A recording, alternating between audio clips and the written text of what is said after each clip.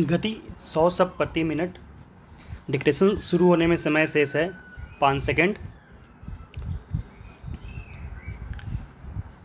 Ready, start. उपाध्यक्ष महोदय, वर्तमान वित्त अधिनियम सदन के सामने प्रस्तुत है। इस बिल पर मुझे बोलने के लिए आपने समय दिया, इसके लिए मैं आपका आभारी हूँ।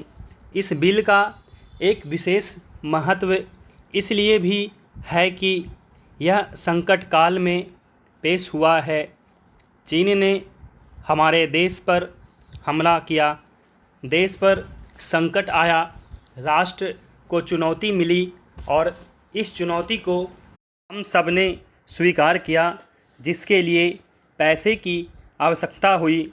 इसको वित्त मंत्री ने बड़ी कुशलता से देश के अंदर और देश के बाहर से जुटाया। इस बिल का महत्व इसलिए भी है कि हमारी पंचवर्षीय योजना के मध्य में ही यह बिल आया है। देश में बड़ी बड़ी योजनाएं अभी अधूरी है, जिनका पूरा होना देश के लिए बड़ा आवश्यक है। इसके लिए भी बहुत बड़ी धनराशि चाहिए। देश पर संकट आया और देश जागा। कोने कोने से लोगों ने पैसा और सोना दिया और अपने लड़के तक फौज में दिए। इस देश में किसानों और गरीबों का जो वर्ग है, उसने भी दिल खोलकर इसमें सहयोग दिया। उसके बाद जो उन पर अधिक बोझ कर के रूप में पड़ रहा है या अनिवार्य बचत योजना के रूप में पड़ रहा है, उसको भी वे खुशी खुशी सहन करने को तैयार हैं। परंतु वे सरकार से भी कुछ चाहते हैं। वे चाहते हैं कि उनकी जो गाढ़ी कमाई का पैसा है, खून पसीने का जो पैसा है, वह व्यर्थ के कार्यों में ना जाए और उसका सदुपयोग हो।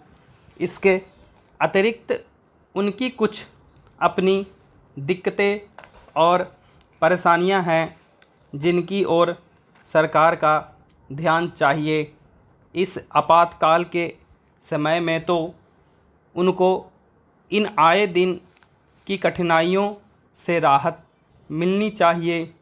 ऋण लेने में और अन्य कार्यों में जो अड़चनें पड़ती हैं, वे दूर की जाएं। किसान भारत की रीढ़ हैं।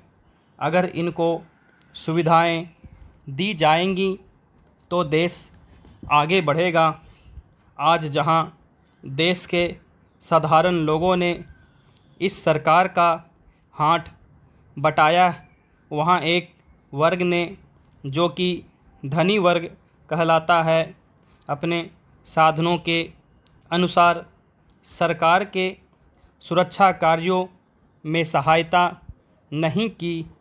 मैं यह नहीं कहता कि उन्होंने बिल्कुल सहायता नहीं की, लेकिन अपनी स्थिति के अनुसार सहायता नहीं की। जहाँ तक योजनाओं का संबंध है, इस देश को समृद्धशाली बनाने के लिए योजनाओं पर काफ़ी काम हो रहा है। उपाध्यक्ष महोदय, इसमें कोई संदेह नहीं है, लेकिन कई स्थानों पर देखा गया है कि काफ़ी काम हो रहा है, जबकि कुछ को इतनी उपेक्षा की दृष्टि से देखा जाता है कि वहाँ काम ना होने के कारण वे इलाके विकास की दृष्टि से पीछे रह जाते हैं। मैं उत्तर प्रदेश का उदाहरण आपके सामने रखना चाहता हूँ।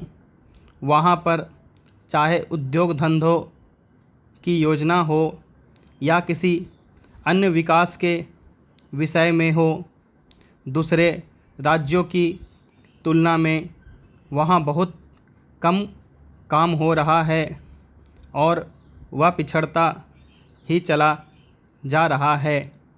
माननीय अध्यक्ष महोदय, इस विधेयक के संबंध में इस सदन के इधर के बैठने वाले लोगों ने और उधर के बैठने वाले लोगों ने बहुत सी बातें कही हैं। जैसा कि यह विधेयक है, इसको अभी प्रवर समिति के सामने विचार के लिए जाना है और वहाँ से विचार होने के बाद यह इस सदन के सम्मुख फिर से विचार के लिए प्रस्तुत किया जाएगा। तब माननीय सदस्यों को पूरे तरीके से यह अधिकार होगा कि जहाँ तक इसके अनुबंधों का संबंध है उसमें परिवर्तन कर सकते हैं या उनको हटा सकते हैं।